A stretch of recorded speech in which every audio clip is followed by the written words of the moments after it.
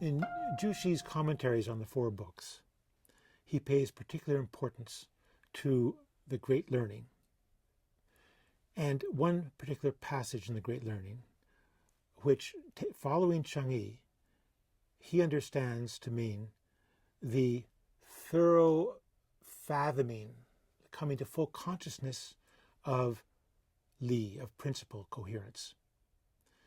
Now, this term in Chinese is called Gewu, is understood by Jushi to mean something like the investigation of things, as it's commonly translated. It's not clear that this is what the original text meant, but this is how the Neo-Confucians have used it.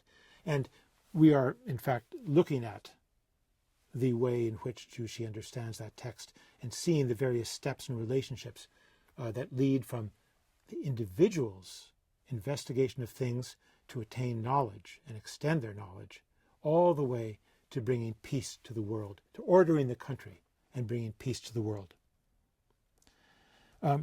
Jushi's understanding is one that focuses, we might say, on the intellectual side of life, that treats learning as, the process of learning as cumulative, that although it involves quiet self-reflection, sometimes quiet sitting, as he put it, it is still a cumulative process that does not involve one big sudden enlightenment. There's no one final goal that's a breakthrough and attained. Rather, it's a series of small incremental steps that expands the universe of your knowledge, your horizons, your understanding. Expand your horizons.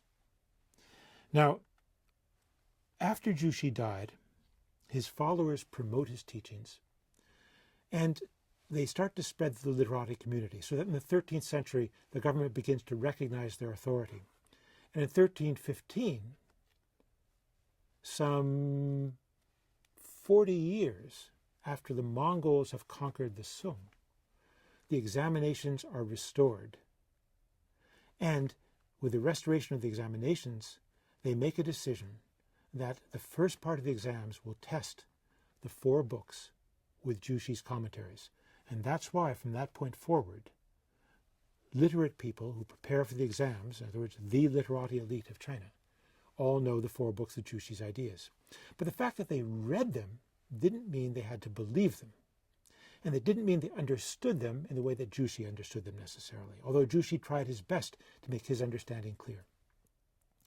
And it's in the Ming Dynasty, in the late 15th and early 16th century, that a shift starts to take place among a certain number of Neo-Confucians who want to go back and emphasize the individuality and the personalness and the personal experience of understanding, of using the mind to understand coherence, to understand principle, and to reach moral conclusions.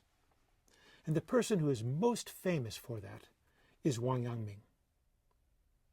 Wang Yangming, also from the southeast, in this case from northern Zhejiang province, takes that notion of investigating things that Jushi had and said, no, that misses the point. You shouldn't spend your time and your mind on looking at things out there. The source of moral action is in you. What you need to be doing is rectifying the ideas that come up in your mind about how you're going to respond to things out there in the world. The problem is with you, not with things. What needs to be rectified are your thoughts, right, before you can act on the world. Wang Yangming brings up the notion that everyone possesses the innate ability to know what is good. He says, after all, he says, it's not that human nature is the coherence of the mind in operation is coherence itself. As long as you can block out selfish desire, and as long as you can recognize and believe or remain committed to the idea that you are one, or that you form one body with heaven and earth and the 10,000 things, there's a fundamental unity, in other words, to all of creation, which you are part of.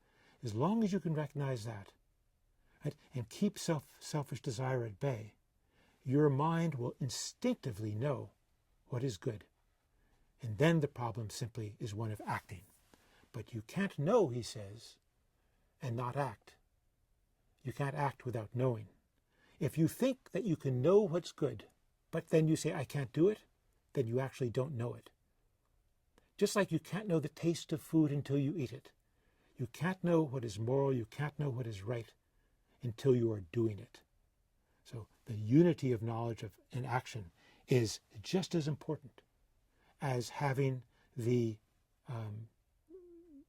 sense, or making the sense operate, of your innate ability to know what is good in any situation.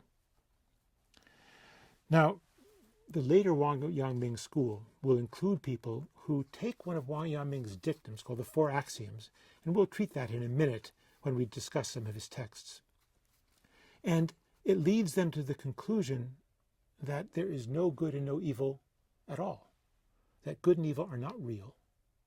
They're relative judgments made by people, and that in fact we are totally free to pronounce upon the world as we see fit. Others disagree sharply. There's a great division that emerges within Neo-Confucianism, not so much between Wang Yangming and Zhu Xi, although that's part of it, but between Wang Yangming's notion that all you have to do is activate your innate ability to know what's good, and the need to be aware and pay attention to the things outside to gain positive knowledge about the things outside of you. We often talk in China, in Chinese studies, about Neo-Confucianism as an orthodoxy. And to the degree that Neo-Confucianism is part of the examination system, that Zhu Xi's commentaries continue in the examination system, Neo-Confucianism is a state orthodoxy. But when we look at late Ming, we find that those same examinations, where people read Zhu Xi's commentaries, include quotes that Wang Yangming favors, where he says Zhu Xi got it wrong, and people are writing essays that subscribe to Wang Yangming's ideas. It strikes me that what we have in the Chinese case is multiple claims to orthodoxy. Wang Yangming is sure that his interpretations are right.